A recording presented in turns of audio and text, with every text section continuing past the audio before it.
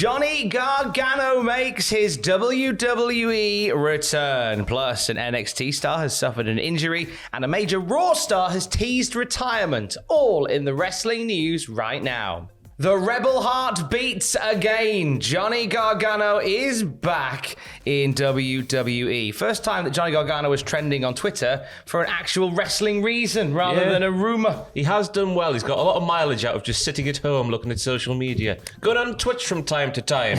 Sometimes he looked at his child, and he said that that was part of the reason why he made a comeback. What kind of a father would I be if I didn't come back and bet on myself and make myself the Intercontinental Champion, the United States Champion, the World Heavyweight Champion, wrestle at Wrestle Goddamn Mania!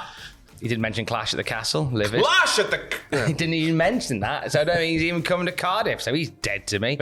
But yes, he does confirm that Johnny Wrestling is back in WWE. Now, the clip that did the rounds on Twitter when it happened, I feel bad saying it, because they did the whole thing where they panned out as this music played, akin to like Triple H's return at Madison Square Garden in 2002. For that one, though, for that one, shook. You see that a lot, don't you? Yeah. Triple H. But for this one, it was a little bit different. It was a bit tempered, which was my concern.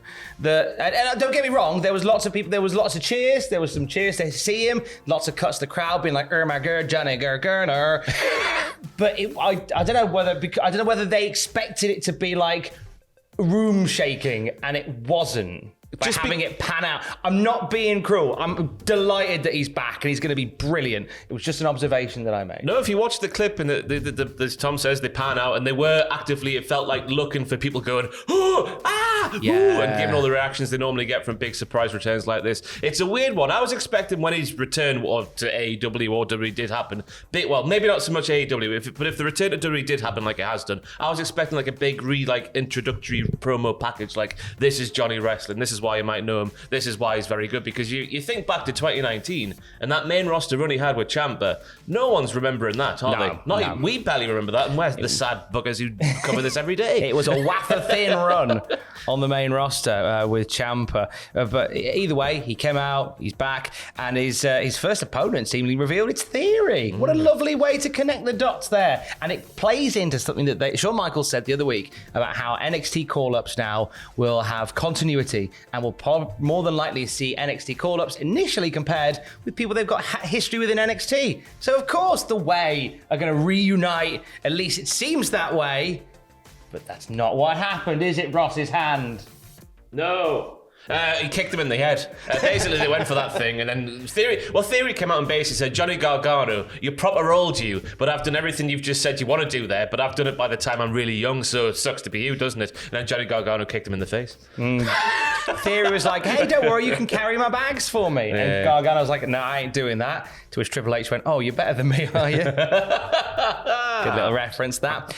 So let's talk about this return then, and what we knew, what we didn't, and who else was around. So Fightful Select have shared some details saying Gargano's name did not appear on any rundowns ahead of the show to keep the appearance top secret. There was also a lot of the talent who didn't even know that he was there, as well as only a handful of production people that were privy to this happening. When Gargano walked through backstage a few minutes before, that was when many people found out that he was there. That's the way it should be forevermore. Fantastic. Yeah, protect everything. Lovely to see nothing on social media before the event. So Fightful Select's got a huge scope. We know who's going to be on Raw tonight. None of that fantastic stuff. Let's go along on the ride properly. Yeah, that's how we ride along. That's how we ride along.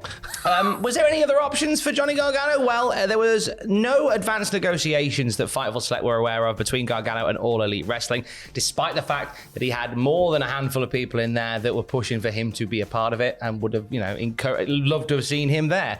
There was no conversations of any serious nature with Impact Wrestling. Obviously, he appeared on a video ahead of their show recently, but there was never a thought that he'd go there. I think if he was going to come back, it was going to be either AEW or WWE. I think WWE feels like the right place to come back. Especially now with the new regime. The same old brand new you, as we like to say, back in the A1 days from the early 90s. Same old brand new you. You break your promises in two. But they don't, though, because it's Triple H and he's in power now, so he'll just fulfill all of his promises. Grayson Waller, who, of course, is the man who killed Johnny Wrestling out of the NXT 2.0 universe, is taken to social media to say, smart move, Lady Garden.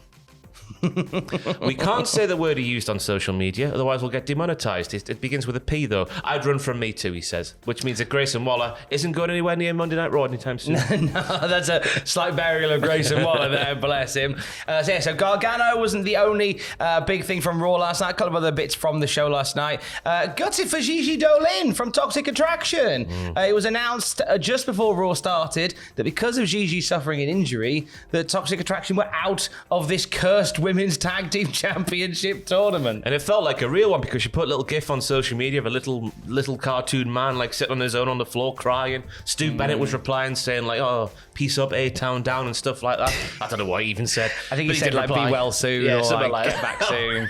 So it seems like she could be out for a little bit, which is gutting because Toxic Attraction are great on NXT 2.0. And I thought they were very good as well. JC Jane especially because I don't think she's been doing it too long, like as long as Gigi Dolan, for example. But she especially held up her end of the bargain on SmackDown last week when they got the big win over Natalya and the Sonya Deville, who doors are now back opening, if that makes any sense. They are there's a indeed. second chance fatal four-way tag team match taking place on SmackDown. You would assume that they would be taking part. Whoever lost to the other team who got through, Doudrop and Nikki, they'd be in there. They're in there. Basically, everybody that got knocked out of the tournament already, they're going to a fatal four-way, and they will face Raquel Rodriguez and Aaliyah on Friday as well, I think, and then on Monday they'll just do the finals and get this cursed tournament done. I only say it's cursed because there's been injuries and stuff that have thwarted it so far.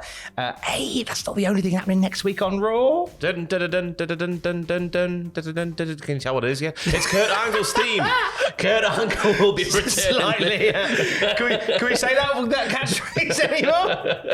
It's Kurt Angle's theme. He'll be coming back next week, so he will, because Raw is going to be in his hometown of Pittsburgh, Pennsylvania. Wow. It's nice to see, though, like, because, you know, yes, they've done this before, but it felt like it was a thing that didn't really happen too much more these days. It felt like a dying art in WWE. What, just popping up and going up? Hello, I'm an old person that used to do things around here. Pay me some respect, but... Yeah, put some respect on Manama. It puts someone in an ankle lock and have a lovely time. Yeah. So Angle's on Raw next week. That's cool. Speaking of Hall of Famers, another Hall of Famer, after Raw went off the air, hinted that his days are numbered. Oh my God. Edge. Of course, he had his first wrestling match in Toronto for 12 years against Damian Priest last night. Did he win, Tom? Wow, it was a heck of a match. It was a well-deserved one. Yes? No, I've not seen it yet. After Raw, Edge took the microphone and said that 30 years ago, he had his first wrestling match and knew that one day he'd be standing in front of all the fans. He said that he didn't want to count on what was being forced... He said he didn't want to count on was being forced to retire for 9 years. What does this mean, Tom? And we'll get back to the ring. He said that all the fans are the reason he fought to come back. Edge said Damian Priest was going to be one of the best talents in the future of the company, even though Damian Priest must be nearly the same age as Edge. 10 years difference. It's something like that. He said he wants to come back next August when WWE usually comes back to Toronto. And in a perfect world, we all say goodbye to each other that night. So basically saying next year when we're back in Toronto, that might be the time I pop off. Oh, no. But we get a good 12 months of Edge. I know, yeah. Year of Edge. And you know what? Delighted for him. If he's in a position where he thinks, I'm ready just a cool time, and he can do it on his own terms, didn't have that sudden departure. That's great for him. Yeah. He can work, 12 months, he can work some storylines with some people he wants to work with, make some magic in the ring, and then go away on his own steam. That's all you'd ever want, innit? In anything. Better to walk away in it as you can, under your own steam and all that sort of stuff. Yeah. So, yeah, get the enemy once, I'm all on board. Absolutely. It just feels like too soon, Tom. He's barely got back. It feels like he's only been about 10 minutes. God bless him. Anyway, we'll have more wrestling news throughout the day at cultaholic.com. Stay safe. Love you. Bye. Bye.